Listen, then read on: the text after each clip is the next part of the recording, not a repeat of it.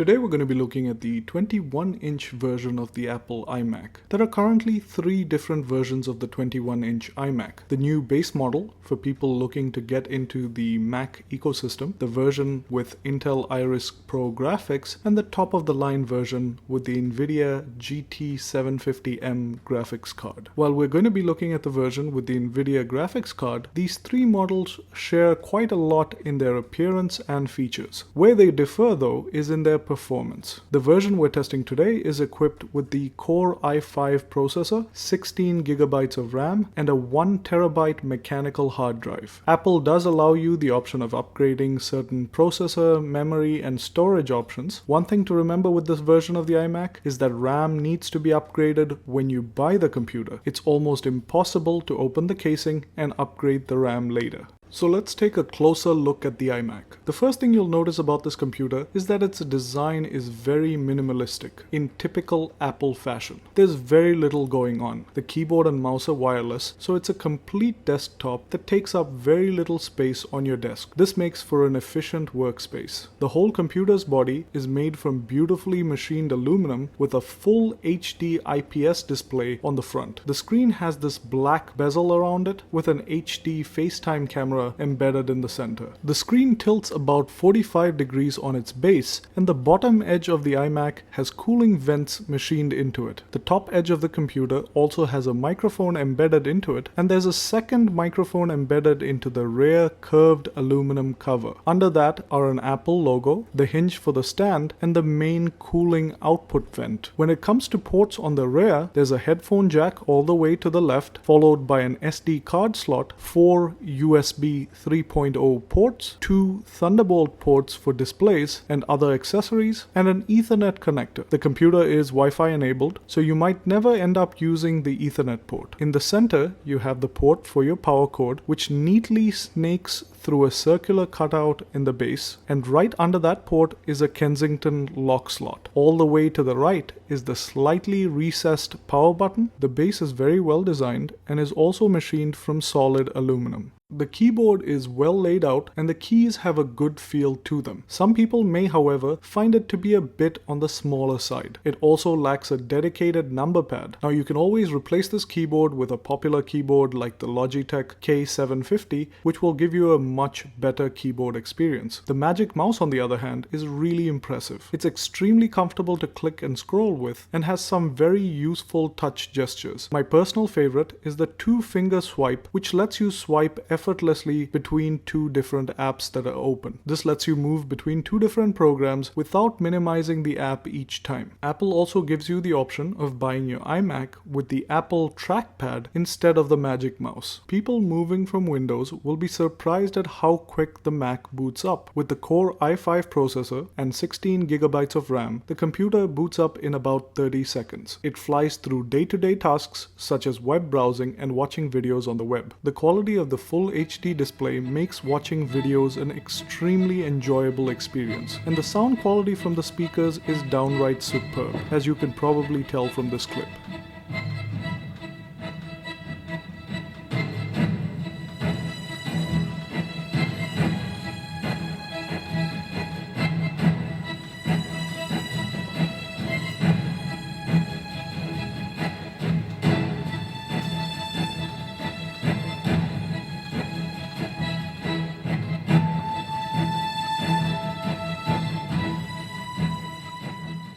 Now, most people who buy an iMac buy it for professional or semi-professional audio and video editing. The computer handles both audio and video editing very well. For example, with Final Cut Pro 10, the computer handles trimming, edits, and effects extremely smoothly. There is no lagging or hiccups. And because this unit we're testing is equipped with the NVIDIA GeForce GT750M, the final encoding of video into its final format is much faster. The iMac will also handle graphics and photography software really well, and it never feels underpowered. Now, the other 2 versions of the iMac will perform differently when it comes to graphics intensive tasks because they aren't equipped with a separate GPU. The computer's fan is barely audible even when handling doing highly intensive tasks like encoding video. It's almost impossible to tell if the computer is even on. The 720p HD webcam is very helpful for things like FaceTime or Skype. However, it can also be used as a first camera for a vlogger who wants to start a vlog on YouTube, provided you have some decent lighting and maybe slightly improved audio. But otherwise, it's a very useful webcam. So should you buy this computer? If you're looking for a reliable workhorse to edit audio, video, and photos, and also run some daily tasks like browsing the web, the iMac is that computer. It's superbly designed, takes up very little space on your desk, performs extremely well, and is a good entry point into the Mac system. Hope this review has been useful. If it has, please like this video and subscribe for more reviews. Thanks for watching.